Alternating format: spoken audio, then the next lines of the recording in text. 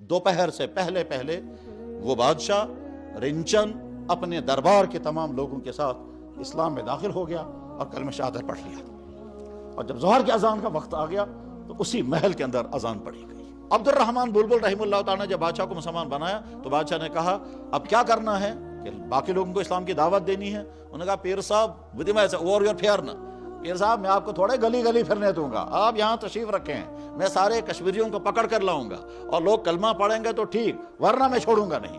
تو بادشاہ نے کہا یہ اسلام نہیں ہے، اسلام جبر سے قبول کرنے کا نام نہیں ہے، اسلام تو دل کے رضامندی سے قبول کرنے کا نام ہے۔ لوگ آئیں گے، ان کے سامنے اسلام کی دعوت پیش کریں گے، جو رضامندی سے اسلام قبول کرے گا وہ مسلمان ہوگا۔ جبر کر کے تم پر جب جبر کسی نے نہیں کیا تو تم کو بھی حق نہیں کسی اور پر جبر کرنے کا۔ اور اسی خاندان کے زمانے میں حضرت شاہ ہمنا رحمہ اللہ تعالیٰ تشریف لائے، اور پھر ان کے آنے سے کشمیریوں نے دھڑا دھڑ اسلام قبول کیا، اور بالکل تھوک انداز میں پورا گاؤں آ کر کے مسلمان ہو جاتا تھا، پورا علاقہ آ کر کے مسلمان ہو جاتا تھا۔ مگر شاہ ہمنا رحمہ اللہ تعالیٰ کی دور اندیشی اور عقل مندی یہ تھی کہ وہ سوچنے لگے جب لوگ مسلمان بنیں گے تو ہو سکتا ہے اس کو اپنا گھر چھوڑنا پڑے، ہو سکتا ہے کسی مسلمان گھر کو اپنے گاؤں سے بھاگنا پڑے، تو ان کو شیلٹر ملنا چاہیے۔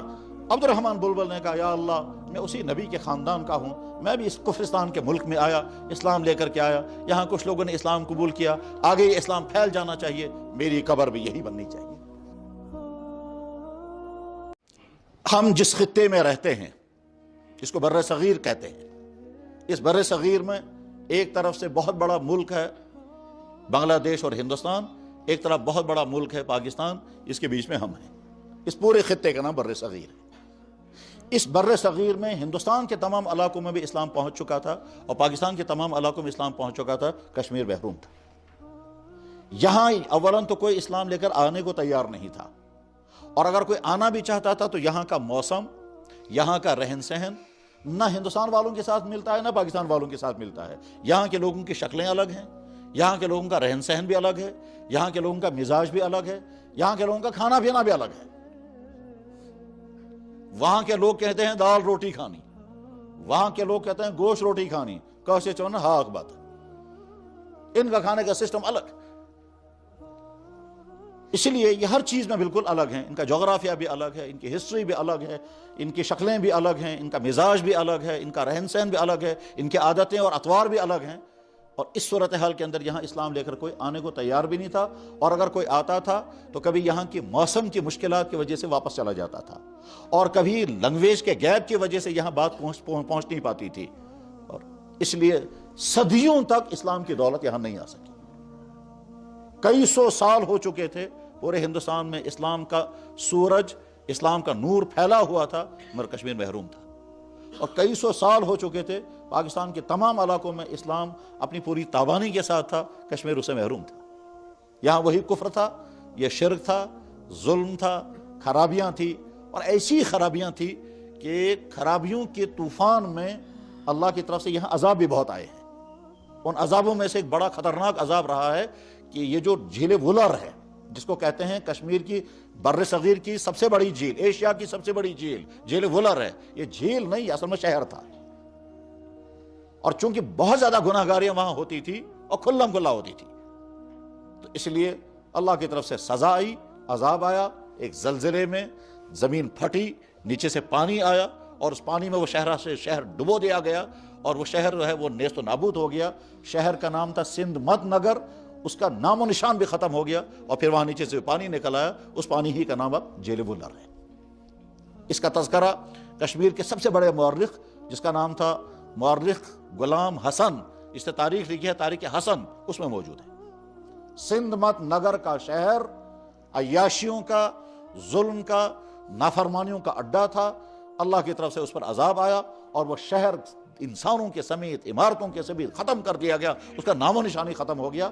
آج بھی جیل ولر کے اندر سے اس زمانے کے برتن، اس زمانے کی چیزیں نکل آتی ہیں، مثلا مٹی کے برتن، تانبے کے برتن، اور دوسری کیا کیا چیزیں نکل آتی ہیں۔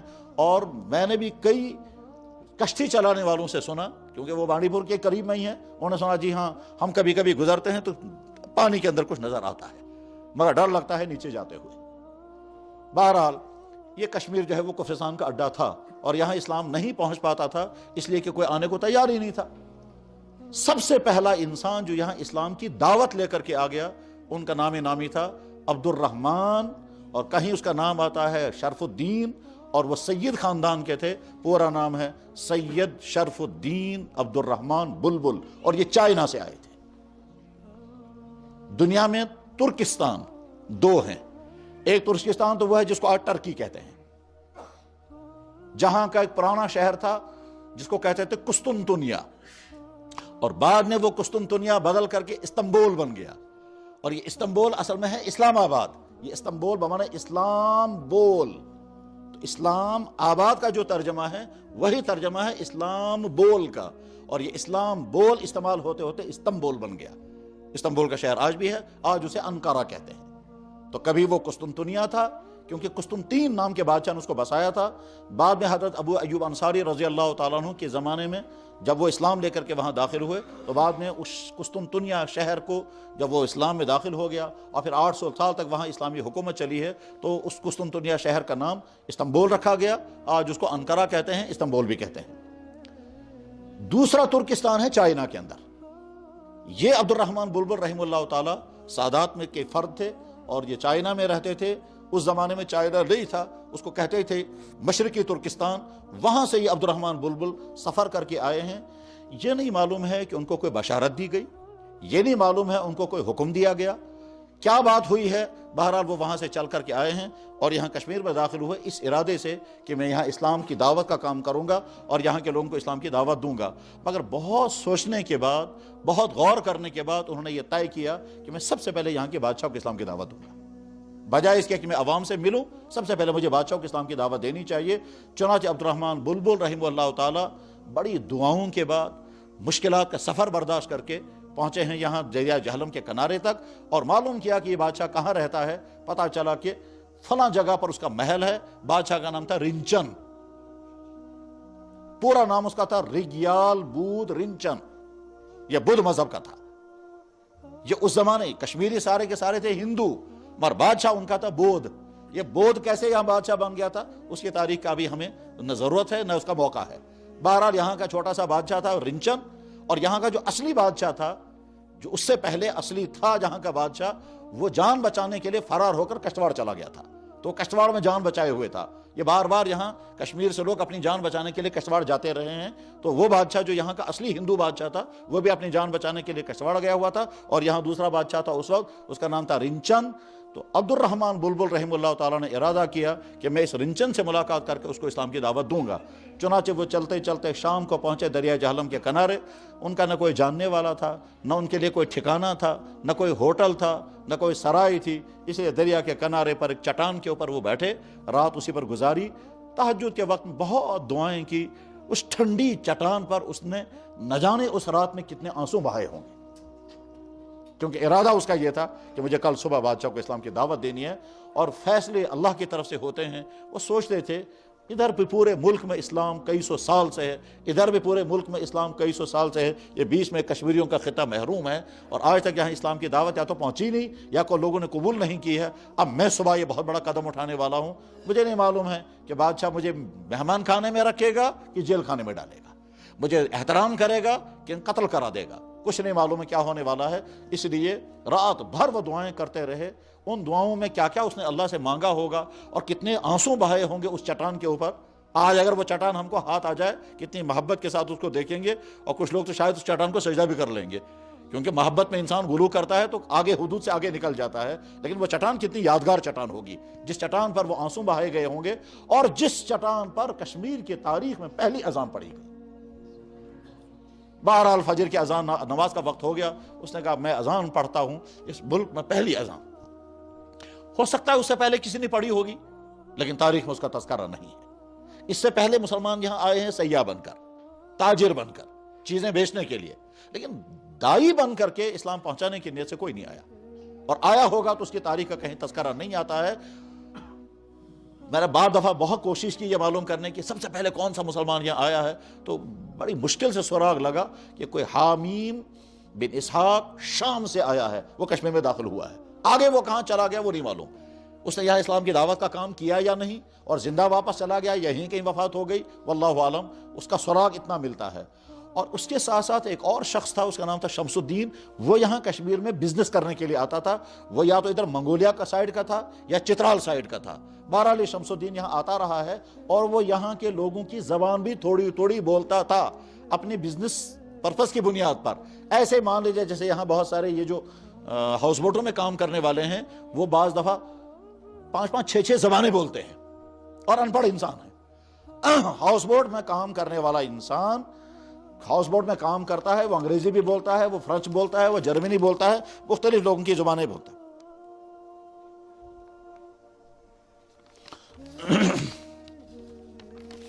تو حضرت عبد الرحمن بلبل رحمہ اللہ تعالیٰ نے دعائیں کی، اور دعائیں کرنے کے بعد پھر فجر کی اذان کا وقت ہو گیا تو انہیں اذان پڑھی۔ پاس میں رنچن کا محل تھا۔ عجیب اتفاق یہ ہے کہ وہ پوری رات رنچن تڑپتا رہا ہے، بے قراری تھی، اسے نیند نہیں آ رہی تھی، اور ادھر سے کئی ساری پریشانیاں بھی تھی اسے، کیونکہ یہاں کے عوام جو ہے وہ ہندو ہیں اور وہ ہندو اس بادشاہ کو قبول کرنے کو تیار نہیں تھے۔ اسے ڈر تھا کہ میری حکومت کا تختہ نہ الٹ جائے، اور اصلی بادشاہ اگر کشتار سے واپس آ گیا تو پھر میں شاید ٹک نہیں سکوں گا۔ یہ مختلف قسم کے ٹینشن اسے تھے، اور ادھر سے وہ جو دعائیں وہاں ہو رہی تھی وہ دعائیں اس کو چین نہیں دینے دے رہی تھی، اس لیے وہ ساری رات تڑپتا رہا۔ اب جب صبح کے قریب کا وقت تھا، نیند اسے نہیں آئی تھی، وہ پریشان تھا، تو ادھر سے آواز آئی، وہ اذان کی آواز تھی۔ یہ سنتا رہا کہ یہ اذان کی آواز، یہ تو میں نے آج تک آواز سنی نہیں۔ اس نے بھجن سنے ہوں گے، بدھوں کے بھجن، ہندوؤں کے بھجن، یہ تو سنے تھے، لیکن یہ والا سٹائل، یہ والی آواز اس نے کہیں نہیں سنی تھی۔ وہ اٹھا، کھڑکی کھول کر کے دیکھتا رہا باہر اندھیرا تھا، کوئی چیز نظر نہیں آئی، لیکن ساری اذان اسے سنی۔ اور اس کے بعد ذرا سی جب روشنی آئی تو نوکر کو بلایا یا چپراسی کو بلایا، کہا دیکھو نیچے کوئی آدمی ہے وہاں، اس کو بلا کر کے لاؤ، اسے پوچھو۔ اور اب روشنی آ گئی تھی تو حضرت عبد الرحمن بلبل رحمہ اللہ تعالیٰ کو اس نے دیکھا کہ وہ نماز ادا کر رہے ہیں۔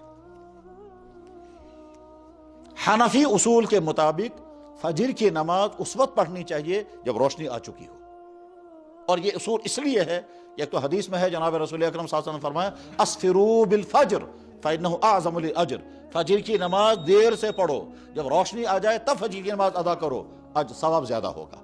لیکن خود جناب رسول اکرم صلی اللہ علیہ وسلم فجر کی نماز پڑھتے تھے اذان کے فوراً بعد، 10 یا 15 منٹ کے بعد۔ صحابہ وہ بھی کہتے ہیں، حضرت عائشہ صدیقہ رضی اللہ عنہ کی حدیث بخاری شریف میں بھی ہے، ترمذی شریف میں بھی ہے کہ ہم مسجد نبوی میں نماز ادا کیا کرتے تھے صبح اندھیرے میں، اور نماز پڑھ کے واپس جب چلتے تھے تو کوئی کسی کو پہچان بھی نہیں پاتا تھا، اتنا اندھیرا ہوتا تھا۔ عورتیں چادروں میں لپٹی ہوئی گھروں کو جاتی تھی، کوئی نہیں پہچان پاتا تھا یہ کون ہے، کیونکہ اتنا اندھیرا ہوتا تھا۔ وجہ اس کی یہ ہے کہ جب تمام لوگ مسجد میں موجود ہوں تو فجر کی اذان کے فوراً بعد جماعت کرنی چاہیے، اور اگر لوگوں کے آنے میں دیر ہو تو فجر کی نماز دیر سے کرنی چاہیے تاکہ بڑی سے بڑی جماعت ہو جائے، مگر اتنی دیر بھی نہیں کرنی کہ آفتاب نکل آئے۔ عبد الرحمن بلبل رحمہ اللہ تعالیٰ چونکہ حنفی اور مسلک تھے، اس لیے انہوں نے سوچا کہ میں فجر کی نماز اذان کے بعد کافی دیر کے بعد ادا کروں گا جب تھوڑی سی روشنی آ جائے۔ اب روشنی آ چکی تھی، اس نے فجر کی نماز پڑھنی شروع کی۔ بادشاہ کھڑکی کھول کر دیکھ رہا ہے، کوئی بوڑھا انسان کبھی اوپر ہوتا ہے، کبھی نیچے ہوتا ہے، کبھی جھکتا ہے، کبھی سر زمین پر رکھتا ہے، وہ تو نہیں جانتا تھا یہ نماز ہے، یہ سارا دیکھتا رہا وہ۔ اس کے بعد پھر اس نے ایک چپراسی کو بھیجا، اس بوڑھے انسان کو بلا کر کے لاؤ۔ چنانچہ اس بوڑھے انسان کے پاس وہ چپراسی پہنچا، اس نے کہا آپ کو بلایا جا رہا ہے۔ تو کون بلا رہا ہے؟ کہ بادشاہ سلامت۔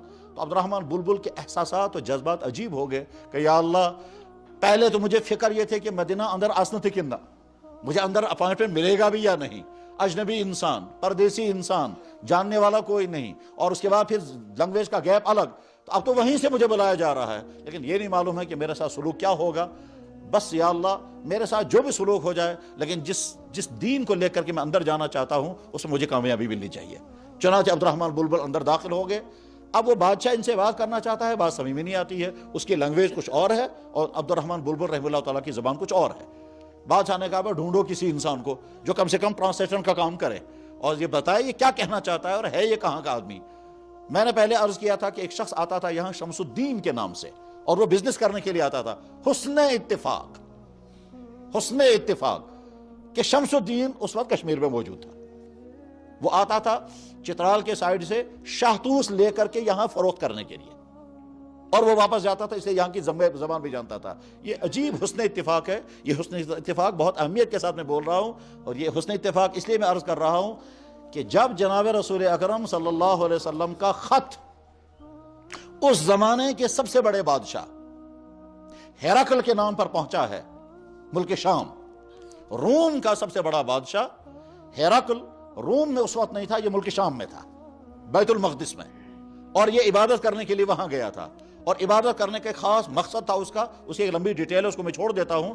بہرحال ہیراکل جو اس زمانے کا سب سے بڑا بادشاہ تھا، یہ دو بادشاہ بڑے بڑے تھے، ایک ایران کا بادشاہ اور ایک روم کا۔ ایران کے بادشاہ کا نام تھا خسرو پرویز اور لقب تھا اس کا کسرا، اور روم کے بادشاہ کا نام تھا ہیراکل اور لقب تھا اس کا قیصر۔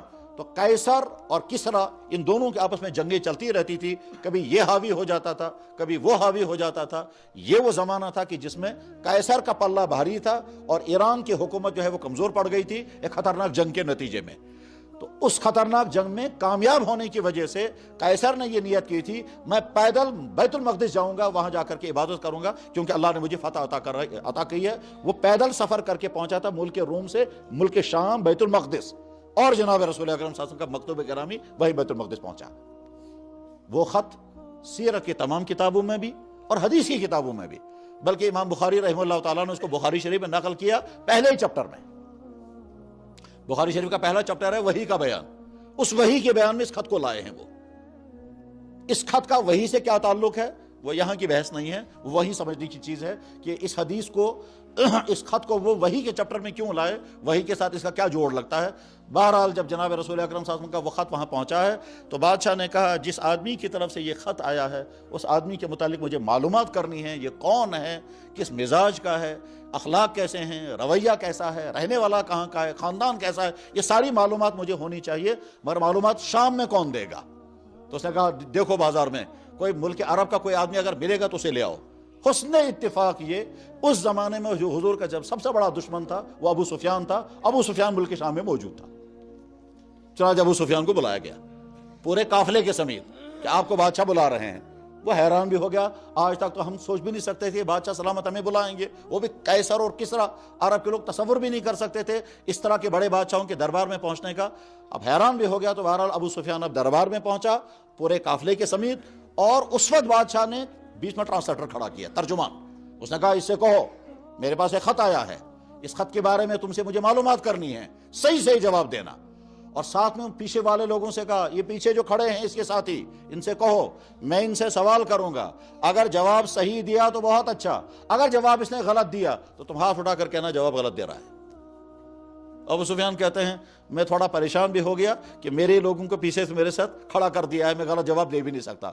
اس کے بعد پھر ہیراکل بادشاہ نے پورا انٹرویو لیا، 11 سوالات کیے، اور وہ سب حضور کی ذات کے متعلق، یہ نبی کیسا ہے، خاندان کیسا ہے، رویہ کیسا ہے، اخلاق کیسا ہے، کیسے لوگ اسلام قبول کرتے ہیں، کن چیزوں کا حکم دیتا ہے، مخالفتیں کتنی ہوئیں، جن لوگوں نے اسلام قبول کیا ان میں سے کوئی واپس آیا بھی یا نہیں، کسی نے اسلام قبول کرنے کے بعد یہ تو نہیں کہا یہ غلط دین ہے، کسی پر ظلم ہوا وہ واپس آیا یا نہیں۔ اس طرح سے 11 سوالات کیے، اور 11 سوالوں کا جواب ابو سفیان دیتا رہا۔ اس کے بعد پھر ہیراکل نے کہا تھا جواب میں کہ یہ تو مجھے معلوم تھا کہ نبی آنے والا ہے، لیکن یہ نہیں معلوم تھا کہ وہ عرب میں آئے گا، اور جو کچھ تم نے جواب میں کہا ہے اگر یہ سارا صحیح ہے تو اس کے بعد پھر اس نے کہا اب اس ملک کا اور اس زمین کا مالک وہی بننے والا ہے۔ پھر اس نے کہا میں پوری کوشش کروں گا اس تک پہنچنے کی، میں پوری کوشش کروں گا اس سے ملاقات کرنے کی۔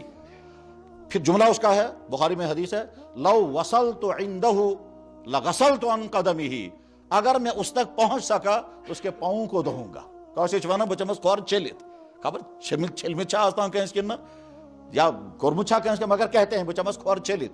بادشاہ کہہ رہا ہے لو وصلت عنده لغسلت عن قدمه، اگر میں اس بادشاہ اس نبی تک پہنچ گیا، پہنچنے میں کامیاب ہو گیا تو میں اس کے پاؤں کو دھوؤں گا۔ اس کے بعد پھر وہ خط وہاں نقل ہوا ہے جو جناب رسول اکرم صلی اللہ علیہ وسلم کا مکتوبی گرامی تھا۔ تو جیسے ابو سفیان وہاں مل گیا حضور کا تعارف کرانے کے لیے، باوجود ہے کہ ابو سفیان حضور کا دشمن تھا، اسی طرح سے یہاں ٹرانسلیٹر مل گیا، کون؟ شمس الدین۔ تو اب بادشاہ رنچن سامنے ہیں، ادھر سے بزرگ ہیں سید عبد الرحمن بلبل، اور ٹرانسلیٹر بیچ میں کھڑا ہے شمس الدین۔ اب بادشاہ اس سے پوچھتا ہے اس سے پوچھو یہ آیا کیوں ہے، یہ ہے کہاں کا، یہ کہتا کیا ہے، اور وہاں سڑک وہاں پتھر پر کیا کر رہا تھا؟ سید شرف الدین عبد الرحمن بلبل نے شمس الدین کو کہا تم بھی مسلمان، تمہیں تو معلوم ہے اسلام کیا ہے، اب میں تم کو جو بتاتا ہوں وہ بادشاہ کو سناتے رہو۔ بہرحال یہ گفتگو چل رہی ہے، دوپہر سے پہلے وہ بادشاہ رنچن اپنے دربار کے تمام لوگوں کے ساتھ اسلام میں داخل ہو گیا اور کلمہ شہادت پڑھ لیا، اور جب ظہر کی اذان کا وقت آ گیا تو اسی محل کے اندر اذان پڑھی گئی۔ یہ تاریخ عجیب واقعہ ہے، براہ راست اسلام کو دعوت بادشاہ کو دی جا رہی ہے۔ اس کے بعد بادشاہ نے حکومت کے اونچے عہدوں کے جتنے لوگ تھے سب کو جمع کیا، کہا ان کو بھی اسلام سناؤ۔ بہرحال عبد الرحمن بلبل رحمہ اللہ تعالیٰ نے اسلام کی تعلیمات ان کے سامنے پیش کی، اللہ کی ذات کا تعارف، جناب رسول اکرم صلی اللہ علیہ وسلم کا تعارف، اس کائنات کی حقیقت، موت کے بعد کی زندگی، یہ تمام چیزیں جو اسلام کی بنیادی چیزیں ہیں یہ تمام چیزیں بیان کی، تو دھڑا دھڑ لوگ اسلام میں داخل ہو گئے اور کئی ہزار افراد مسلمان ہو گئے، اور بادشاہ کا نام صدر الدین رکھا گیا۔ پہلے اس کا نام تھا رنچن اور اب وہ صدر الدین ہے، دین کا صدر، یا یوں کہیے دین قبول کرنے والوں میں سب سے آگے پہلا شخص۔ اللہ کے فیصلے یہی ہوئے۔ کیا عبد الرحمن بلبل رحمہ اللہ تعالیٰ نے سوچا میں جناب رسول اکرم صلی اللہ علیہ وسلم کے خاندان کا انسان ہوں، کیونکہ وہ سید تھے۔ اللہ کے نبی کی سنت یہ ہے کہ جب حضور مکہ چھوڑ کر مدینہ تشریف لے گئے پھر مکہ واپس نہیں آئے، اور اگر آئے بھی تو عمرہ کیا اور واپس چلے گئے، حج کیا تو واپس چلے گئے، مکہ فتح ہوا تب بھی واپس چلے گئے۔ تو مدینے کو آپ نے ہمیشہ کے لیے اپنی زمین بنا لیا، اور اس مدینہ طیبہ میں ہی آپ دنیا سے رخصت ہو گئے، اور وہیں کا آپ کا روضہ مبارک بنا۔ عبد الرحمن بلبل نے کہا یا اللہ میں اسی نبی کے خاندان کا ہوں، میں بھی اس کفرستان کے ملک میں آیا، اسلام لے کر کے آیا، یہاں کچھ لوگوں نے اسلام قبول کیا، آگے یہ اسلام پھیل جانا چاہیے، میری قبر بھی یہی بننی چاہیے۔ چنانچہ عبد الرحمن بلبل رحمہ اللہ تعالیٰ کچھ ہی عرصے کے بعد ان کی وفات ہو گئی، اور سب لوگ جانتے ہیں بلبل لنگر، وہاں ان کی قبر موجود ہے۔ یہ بلبل لنگر اصل میں تھا بلبل لنگر۔ عبد الرحمن بلبل رحمہ اللہ تعالیٰ نے جب بادشاہ کو مسلمان بنایا تو بادشاہ نے کہا اب کیا کرنا ہے کہ باقی لوگوں کو اسلام کی دعوت دینی ہے۔ انہوں نے کہا پیر صاحب پیر صاحب میں آپ کو تھوڑے گلی گلی پھرنے دوں گا، آپ یہاں تشریف رکھیں، میں سارے کشمیریوں کو پکڑ کر لاؤں گا، اور لوگ کلمہ پڑھیں گے تو ٹھیک، ورنہ میں چھوڑوں گا نہیں۔ تو بادشاہ نے کہا یہ اسلام نہیں ہے، اسلام جبر سے قبول کرنے کا نام نہیں ہے، اسلام تو دل کے رضامندی سے قبول کرنے کا نام ہے۔ لوگ آئیں گے، ان کے سامنے اسلام کی دعوت پیش کریں گے، جو رضامندی سے اسلام قبول کرے گا وہ مسلمان ہوگا۔ جبر کر کے تم پر جب جبر کسی نے نہیں کیا تو تم کو بھی حق نہیں کسی اور پر جبر کرنے کا۔ اب علاقوں سے لوگوں کو جمع کر کے لایا جاتا تھا، لیکن جب یہاں پہنچیں گے تو رہیں گے کہاں، یہاں پہنچیں گے تو کھائیں گے کہاں، ٹرانسپورٹ کا زمانہ تو نہیں تھا۔ اس لیے عبد الرحمن بلبل نے ان سے کہا کہ تم ایک لنگر کا انتظام کرو، جو لوگ یہاں آئیں گے وہ رات کو قیام کریں گے، وہاں کھانے پینے کا انتظام ہوگا، پھر ان میں سے جو مسلمان بنیں گے تو ٹھیک، اور جو اسلام قبول نہیں کرنا چاہے گا ہم کسی پر جبر نہیں کریں گے۔ تو وہ جو لنگر تھا اسی کو کہتے تھے حضرت دیکھو تونسی ناول پر لنگر، تو تھا اس ناول تھا بلبل لنگر اور بلبل لنکر، تو وہ بدلتے بعد میں بلبل لنکر بنا۔ اس کے بعد پھر صدر الدین کی بھی وفات ہو گئی، وہ بھی وہیں دفن ہے، اور عبد الرحمن بلبل کی بھی وفات ہو گئی، وہ بھی وہیں دفن ہے، ایک ہی جگہ تھوڑے سے فاصلے پر۔ یہ دونوں کشمیر کی تاریخ کے دو ابتدائی ہیرے اسی ایک جگہ پر دفن ہو گئے۔ اس کے بعد پھر یہاں واپس مشکلات کا دور آ گیا، اور پھر کفر کا زمانہ آ گیا، پھر کفر کی حکومت آ گئی چند سال تک۔ اس کے بعد وہ جو بیچ میں شمس الدین تھا وہ یہیں رہا۔ صدر الدین نے اسلام قبول کرنے کے بعد اس شمس الدین سے کہا ونکود کا سلسلہ واپس، اب تمہیں کہیں نہیں جانا ہے، تم یہیں رہو اور میری مدد کرو، اور حکومت چلانے میں، اسلام پھیلانے میں، دین کے مطابق نظام چلانے میں تم میری مدد کرو۔ مگر چونکہ عبد الرحمن بلبل رحمہ اللہ تعالیٰ کی وفات ہو گئی تھی، اس لیے اسلام کون سکھائے گا ان کو؟ مسلمان تو بن گئے یہ، لیکن اسلام سکھانے والا کوئی نہیں، نہ نماز، نہ روزہ، نہ زکوٰۃ، نہ نکاح، نہ طلاق، یہ ساری چیزیں کون سکھاتا ان کو؟ اس لیے کیا مسلمان، مگر اسلام کی کوئی چیز نہ ان کے گھروں میں ہے، نہ نماز ہے، نہ عبادت ہے۔ اتنی زیادہ ناواقفیت تھی کہ مسلمان بادشاہ نے آگے چل کر کے دو سگی بہنوں کو اپنے نکاح میں رکھا تھا، کوئی بتانے والا ہی نہیں تھا کہ یہ حرام ہے۔ یہ جو شمس الدین تھا اس نے کچھ زمانہ دیکھ لیا، زمانہ دیکھنے کے بعد اس نے کیا کیا، کوشش کرنے کے بعد حکومت اپنے کنٹرول میں لے لی، اور یہ حکمران بن گیا یہاں کا۔ اور جب وہ حکومت کشمیر اس کے ہاتھ میں آ گئی تو اس نے اپنا نام رکھا سلطان شمس الدین سلطان کشمیر شاہ میر۔ یہی شاہ میر ہے وہ جس کے خاندان نے 250 سال کشمیر میں حکومت کی تھی، اور اسی خاندان کا ایک آدمی تھا سلطان زین العابدین بڑشاہ، سلطان سکندر شاہ، سلطان علاؤ الدین وغیرہ وغیرہ، اور اسی خاندان کے زمانے میں حضرت شاہ ہمنہ رحمہ اللہ تعالیٰ تشریف لائے، اور پھر ان کے آنے سے کشمیریوں نے دھڑا دھڑ اسلام قبول کیا اور بالکل تھوک انداز میں پورا گاؤں آ کر کے مسلمان ہو جاتا تھا، پورا علاقہ آ کر کے مسلمان ہو جاتا تھا۔ مگر شاہ ہمدان رحمہ اللہ تعالیٰ کی دور اندیشی اور عقل مندی یہ تھی کہ وہ سوچنے لگے جب لوگ مسلمان بنیں گے تو ہو سکتا ہے اس کو اپنا گھر چھوڑنا پڑے، ہو سکتا ہے کسی مسلمان گھر کو اپنے گاؤں سے بھاگنا پڑے، تو ان کو شیلٹر ملنا چاہیے، ان کے لیے کوئی جگہ ہونی چاہیے جہاں یہ آ کر قیام کر سکیں، جہاں ان کے کھانے کے انتظام ہو، جہاں ان کی دینی تربیت کا انتظام ہو۔ اس غرض کے لیے انہوں نے خانقاہ معلیٰ تعمیر کی تھی۔ خانقاہ معلیٰ در حقیقت اسلام قبول کرنے والے لوگوں کے لیے شیلٹر تھا، جہاں ان کی روحانی تربیت بھی ہوگی، جہاں ان کو دین بھی سکھایا جائے گا، جہاں ان کو کام بھی سکھائیں گے، جہاں ان کے رہنے کا انتظام بھی ہوگا۔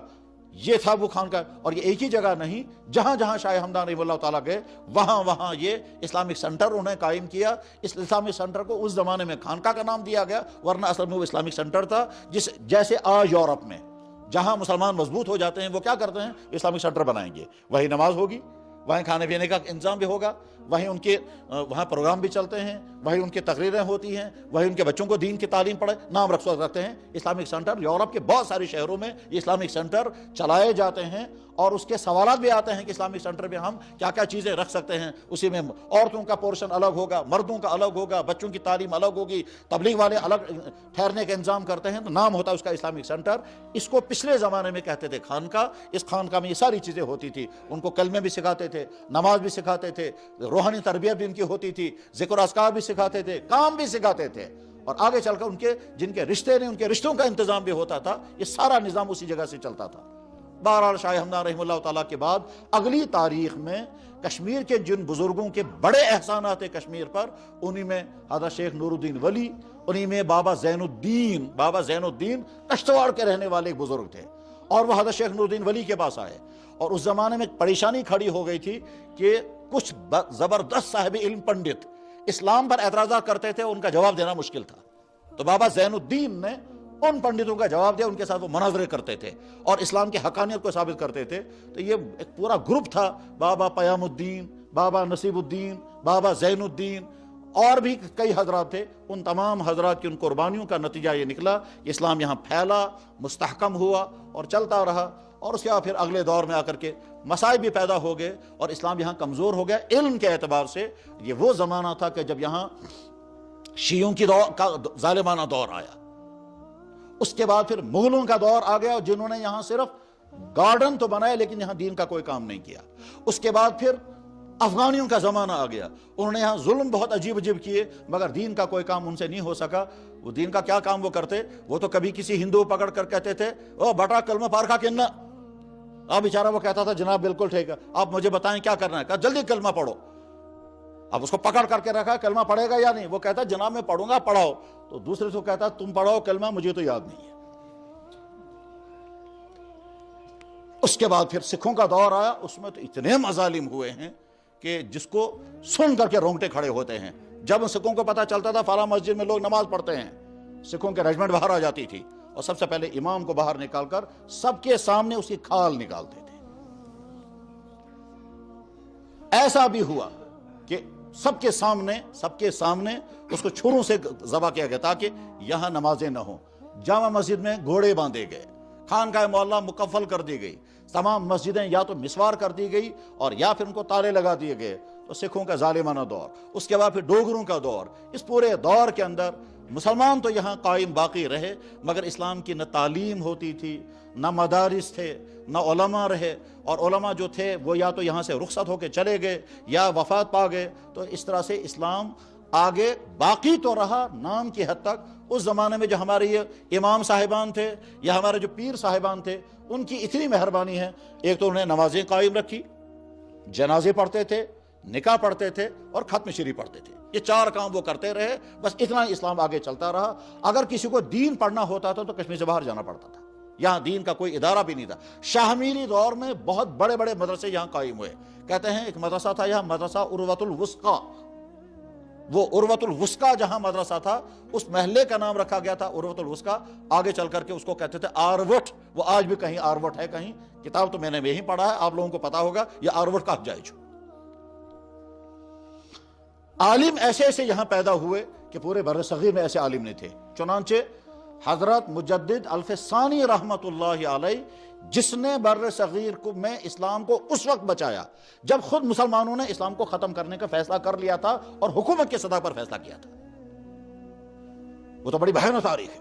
اکبر بادشاہ نے اپنے غلط کار علماء کے مدد سے پورے ہندوستان کیا پورے بر صغیر میں اسلام کے ختم کرنے کا فیصلہ کیا تھا اور ہندو مذہب کو لاگو کیا تھا۔ اور ایسے ابھی کچھ دنوں پہلے میں نے پڑھا، کہنے لگا کوئی شخص آیا اکبر بادشاہ کے پاس، کہنے لگا جناب یہ جو گائے ماتا ہے، اس گائے ماتا کا احترام ہونا چاہیے۔ انہوں نے کہا بالکل ہونا چاہیے، مگر اس کے لیے کوئی آرڈر بھی ہونا چاہیے۔ کہنے لگا جناب آج رات وہی نازل ہوئی مجھ پر۔